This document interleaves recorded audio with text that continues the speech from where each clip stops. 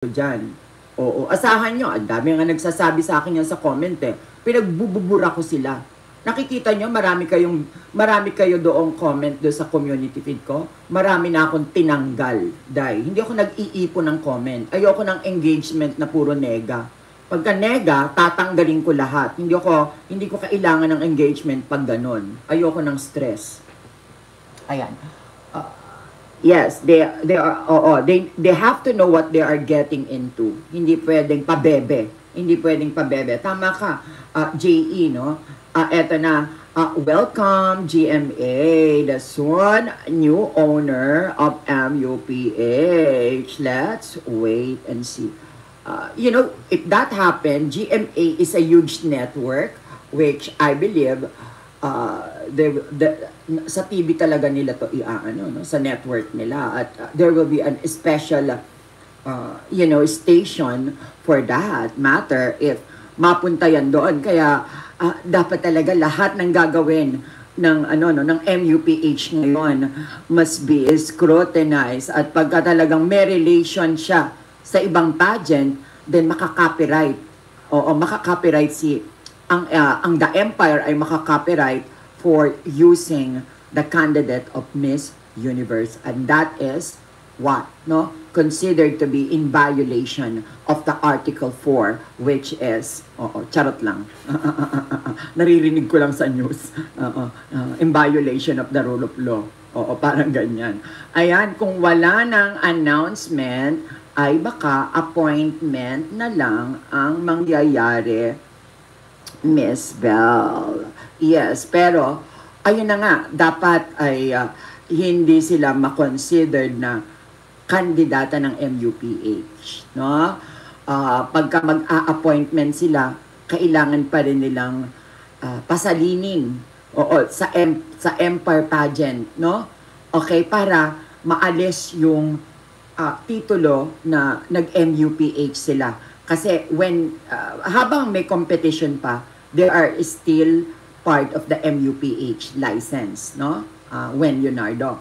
Pero pag tapos na tapos na rin yung contract nila sa MUPH, then that's the time na free na sila, pero they still have to register doon sa The Empire just to make sure hindi mag-interfere yung pagiging MUPH nila dati. Ganun ngayon kahigpit ang sinasabi ngayon ni Ann, no, na all the girls must be exclusive for MUPH, no? At kung sasali sila sa next pageant, make sure tapos na ang MUPH, and then go to another pageant, mag-register sila. And then once they are registered to a new pageant, kung sasali sila sa Binibining Pilipinas o sasali sila sa The Empire Philippines, which considered to be another organization, which is no longer the MUPH, no, franchise, no, another organization, yon na parang Miss World, Binibining Pilipinas, Miss Earth. So the Empire beauty pageant will be a different pageant, kumbaga. So kailangan mag-register, kailangan screening din sila to become an official candidate. At if hindi sila register, hindi sila ma-appoint basta-basta. So do you think maglilipatan doon ang MUPH candidate? So that is another question. So kung gusto ni Iliana o kaya ni Atisa, halimbawa hindi sila pinalad, no? Or Chelsea or Baguio or Win-Win, kung gusto nilang magpa-appoint at hindi sila kontento na nag-runner up sila, then matatanggal sila sa pagiging fourth runner up, third runner up, second runner up, and first runner up, and then ayun, hanggang first runner up, matatanggal na sila sa MUPH. Baka mag-advance yung nasa top 10 at yun ang ilagay sa top 5 ng MUPH. Kasi pagka yung nasa runner up ng MUPH, no, ito halimbawa, ayan, no, itong apat na to, yung mga runners up ng MUPH can actually if they want to be announced as the new supranational, as the new Miss Cosmo or Miss Charm or Miss Echo, they have to apply doon sa The Empire, at pag nag-apply na sila dyan, ayun, saka pa lang sila pero maaalis na sila sa pagiging fourth runner-up, second runner-up, third runner-up. Kasi kung hindi sila tatanggalin, meron pa rin silang MUPH na nakaakibat sa kanila, which will violate the rule of MUPH na, di ba ang sabi nga namin, exclusive kayo for MUPH. Bakit kayo nagsalinan dun sa The Empire? So, ibig sabihin, i-relinquish mo yung pagiging fourth runner-up mo, third runner-up. So, the question is, papayag ka ba na matanggal ka sa MUPH bilang fourth runner-up o kaya third runner-up, second runner-up, at first runner-up para lang mai-appoint ka doon sa pagiging supra kung gusto mong maging supra. So, papayag ba kayo nun? So, ano ang inyong ipa-priority? Yung pagiging runners-up ng MUPH o yung magde-decline ka na sa pagiging runner-up at punta ka na doon sa The Empire at magpaano ka? Dahil hindi ka na nila ibabalik. Kasi, alam nyo, ang mga runners-up of MUPH will play, a part, no? Kasi, ikokontrata din nila to. Oo, pagka may mga beauty contest, 'di ba? Sinasama nila 'yan, sila yung magiging host, no? 'Di ba? Sila yung magiging host, sila yung mga gagawin ng alam niyo na, no, pagka hindi puro Reyna lang, hindi yung puro Reyna lang ang kumikilos. So may mga first runner up, second runner up at sa interview, no? Kasama rin sila yung mga runners up. So if ayaw mong maging runners up at pupunta ka doon sa ano, yun, ganun ang magiging doon. Hi, Louie Paden. Hello. Glow Fashion Show. Ayan, March 22, yes. So, I might go, no? Oo, I might go. Kasi, ano bang araw to? Kalimutan ko. Saturday pala. Yes, Saturday. So, baka wala akong event. Pero minsan may event din ako. Let's see. Pagka ang event ko ay malapit lang, kasi mga mall naman yung event ko. At minsan, sa Shangri-La, nag-e-event din ako doon. So pagka malapit ako doon sa, at saka sa San Juan, no? Minsan nasa San Juan ako. Nag-e-event din ako doon. At pagka andyan yung location ko, then it's so easy for me to go to ano. Kasi minsan nasa Green Hills ako. Ayan, oo. So, let's see, no? Lovely pa din. Lovely, Labilin. Pakler. Tama ba? Labilin Pakler. Oo. Hi, Labilin Pakler. Shout out sa'yo. And, yes, thank you for reminding us. Yes.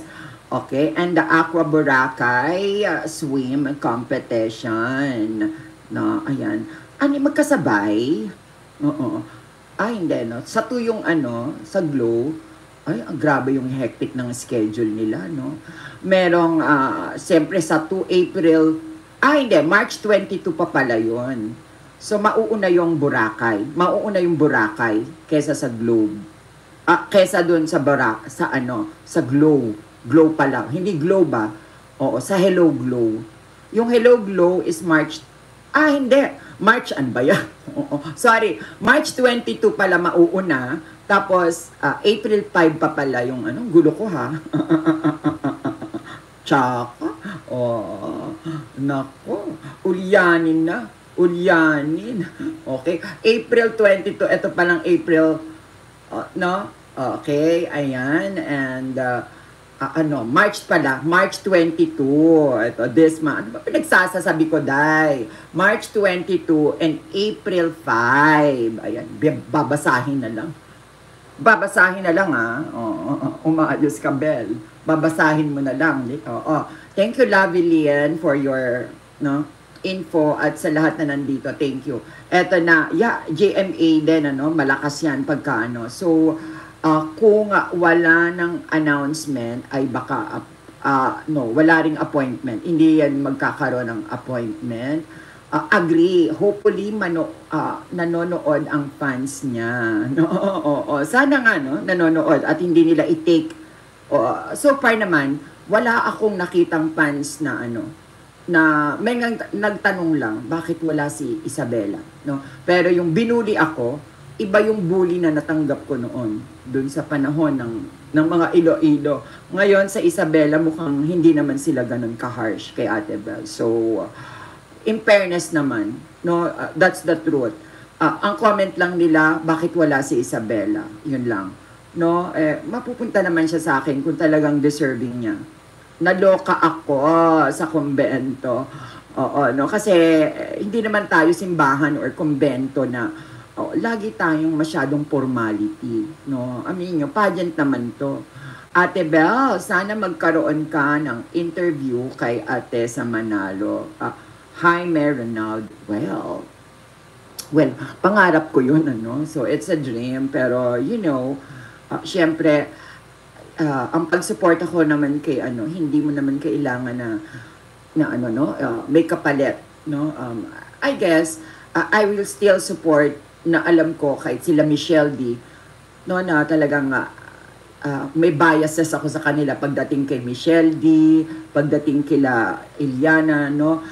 Hindi naman ako naghahangad na to return the favor by having that interview, no? Kasi ako, andun ako sa support, pero not to the point na I would go to make an interview and put them on the spot. Pero if given the chance, bakit ako aarte? Atisa yan, no?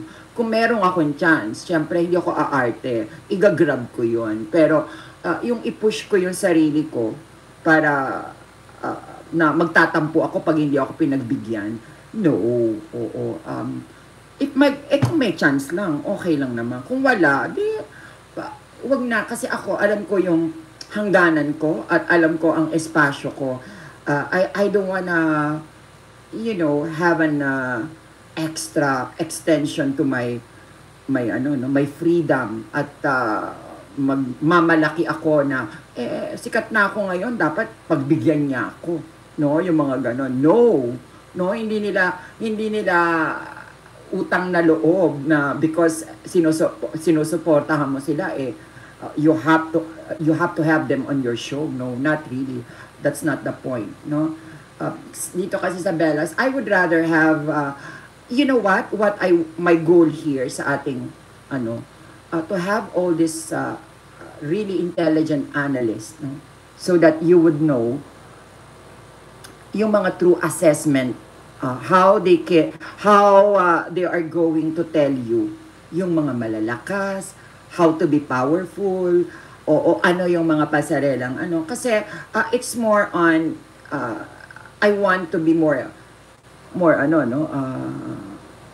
informative, tama, rather than making some purely para kang magiging journalistic, no, sa pag-i-interview ng mga artista o ng mga sikat na queens, no. Siguro mas pumunta tayo doon sa experts, no. Yan ang aking priority more than sa queens. Well, expert din naman ang mga queens, no, pagdating sa kasi sila, sabi ko nga, who knows better than the beauty queens like Catriona or Pia, no? If sa kanila mo maririnig mismo yung mga do's and don'ts, tips and tricks, no? So, yon ang aking goal, no? To know the tips and tricks, no? At more than anything else, kasi one day there will be a lot of beauty queens can make use of this platform, at pag napakinggan nila, this can serve as their audiobook to truly understand what makes a real queen. And if we will have experts coming, like the Pageant Cafe, like, you know, yung ibang mga international bloggers at yung mga intellectual bloggers na, remember, no, if they can share their expertise here, and, this could be a platform na malalaman ninyo kung ano yung strongest sa weakest, no, and how to do it in this way, and the best gown, the mistake in terms of gowns, no, makeup, styling, you know, yung all aspect of pageantry, which I believe, mas makakatulong sa inyo bilang fans kasi mas malalaman ninyo at mas magkakaroon kayo ng pag-iintindi, not coming from my words, but coming from the experts, no? So, yun. I think I would gather a lot of experts in my view, which I believe not only beauty queens, but fans can benefit out of it. Pero, you know, well, unti-unti, no? Let's go into the process, no? Ayoko naman mag-assume na magagawa ko lahat to, pero let's see. With the help of you guys, no, supporting me, and yeah. Malay nyo naman, no? Walang masamang mangarap kung i-goal mo to, no? It's all a matter of setting the right goal to your platform. At mas maganda na yon na meron akong vision for the Bellas, no? At hindi yung parang, gagawin nating platform ng hype, gagawin nating parang update ka ng update doon. Ang dami na nag-a-update eh. Hiyaan na natin sa kanila yon. Kasi they really need a daily update, which I believe, di ko naman sila masisisi. So, kailangan talaga nila ng update for the content. Ayoko ng ganun. No? Gusto ko yung daldalan. Gusto ko may topic. Gusto ko meron pinag-uusapan. Ayoko yung basta ka lang, si ganito, nagbenta si Bina ng milyon. Tapos na. Pero hindi naman pinag-usapan, no? So, I want something na meron tayong mapag-uusapan. Eto, Mama Belle, naniniwala ka ba? Ay, nako ha, late ka, charot. Oo. Well, it's better than late than never. Ayan na, Mesuga at Pukiko. Kanina tinatanong kita, pero wala ka. Asan ka, Mesugat? Oo, late ka ha. Oo, nagtampo ko sa'yo. Akala ko naman bumati ka lang pero iniwan mo ko. At namalengke ka muna. Nag-fishing ka muna sa iba bago ka bumalik dito. Mesugat po, Kiko. Well, joke lang. Love you, Mesugat. Are you here? O baka wala ka na naman? Wala ka na naman? Andito ba si Mesugat po, Kiko? O wala na naman? Ay, ito na. Nako, pag hindi ka sumagot, walang sagot. Ate Belle, sana magkaroon ka ng hayaan mo. Jamie, siguro mga experts na lang. At saka yung mga psychologists, yung thinking how can you be strong, yon. Gusto ko yon kasi maraming mga beauty queens na makaka-relate. Bakit kailangan nila ng psychologist? Which I believe, kailangan talaga ng psychologist ngayon. No? Ng mga kontesera kasi doon sila natatalo.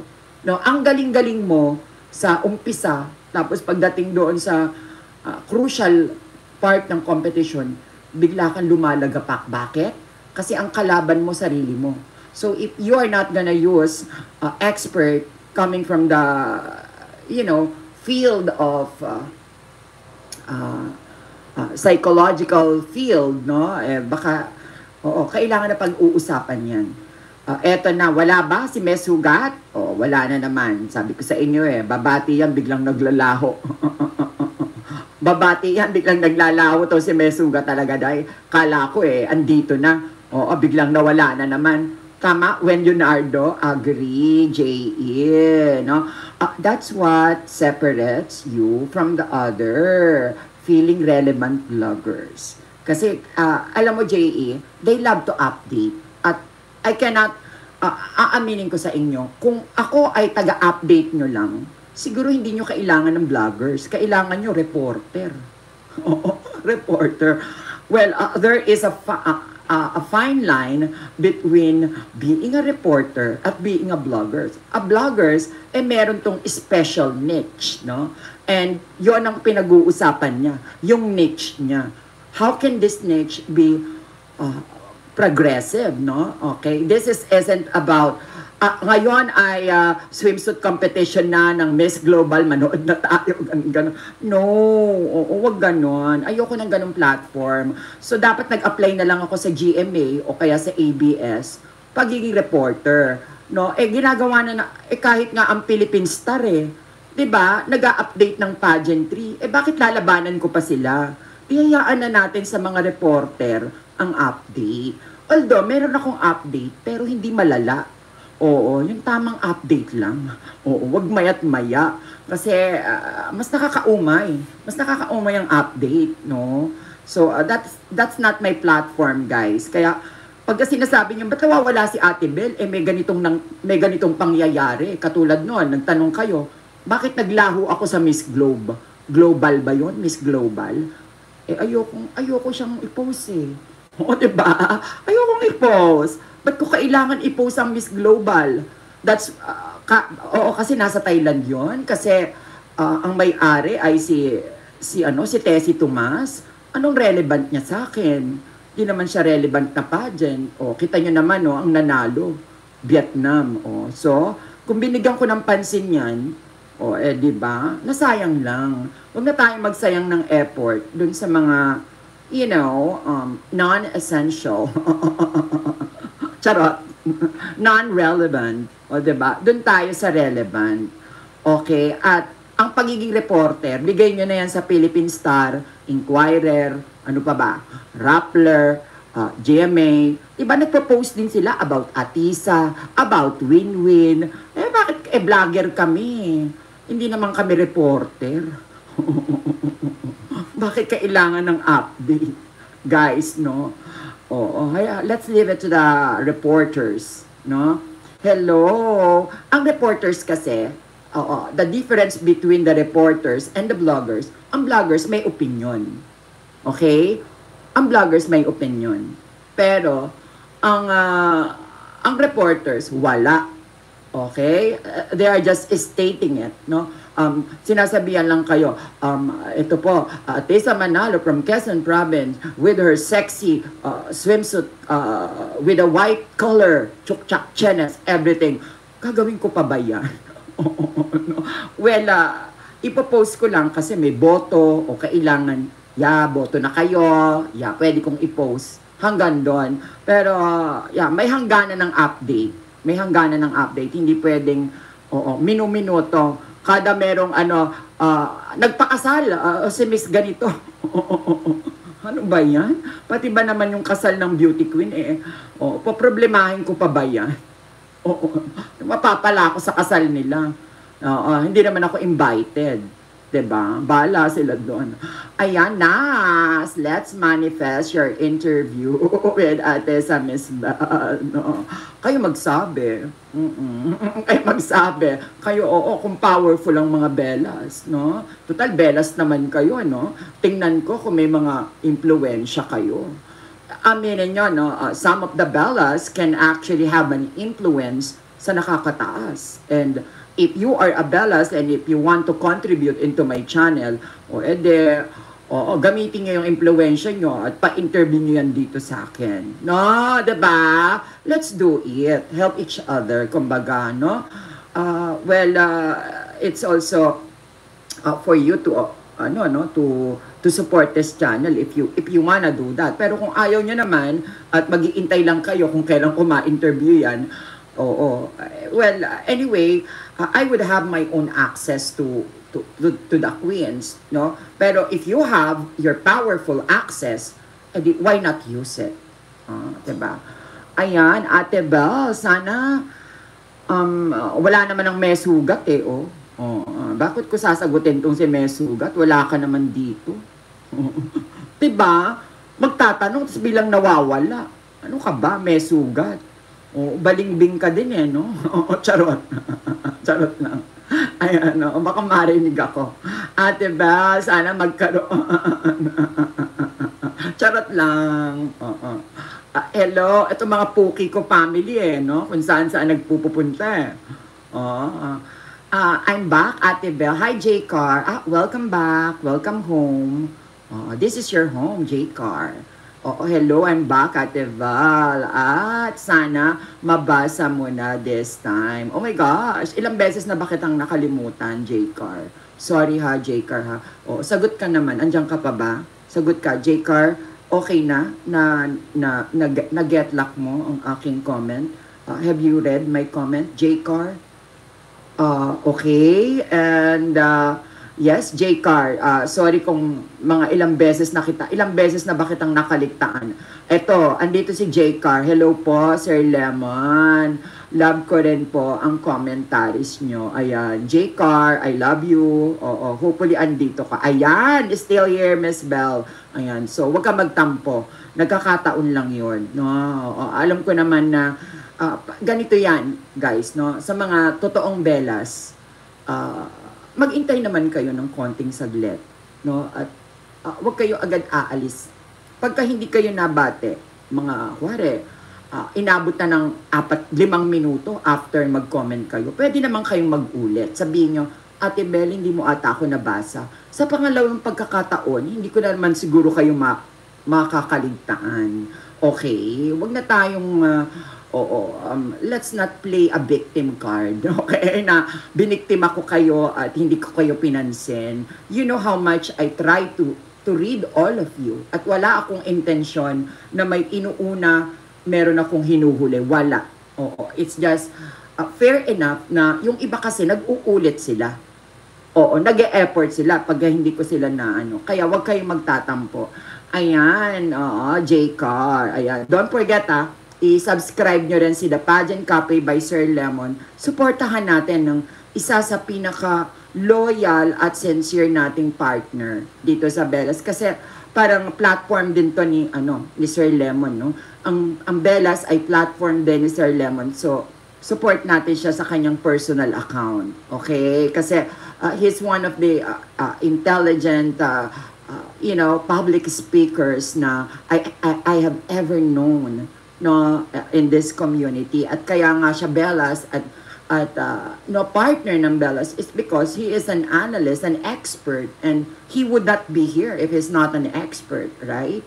So he has the right to be here, no, as a host, as a hindi na guest, no, as a member, no, hindi na guest, as a member, okay, host of this pageant. So isa sa mga host ko 'yan, no, intellectual host. Ayan. 'Di ba? Oo, J-Car, maaasahan natin 'yan si Sir Lemon. Napakabuting tao at eloquent. Ang saya namin pag mag-guest si Ate sa podcast mo at madaling kikiligin kasi for sure lahat ng isip namin ay maitatanong mo sa kanya. Yeah, no? Oo, Jamie Renaud, no? Malay mo naman, no? Alam niyo, ayoko lang siya.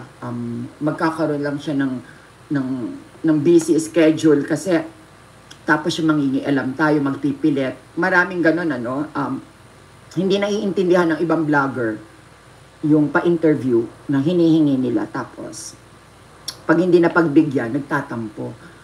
Isipin ninyo na nasa competition yan.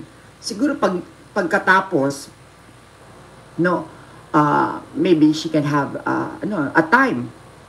Pero ewan ko lang, pag nanalong Miss Universe yan, well, probably baka hindi na tayo mapansin, no? Pero of course, I will be proud if mataas ang marating niya kasi deserve naman yun ni Atessa.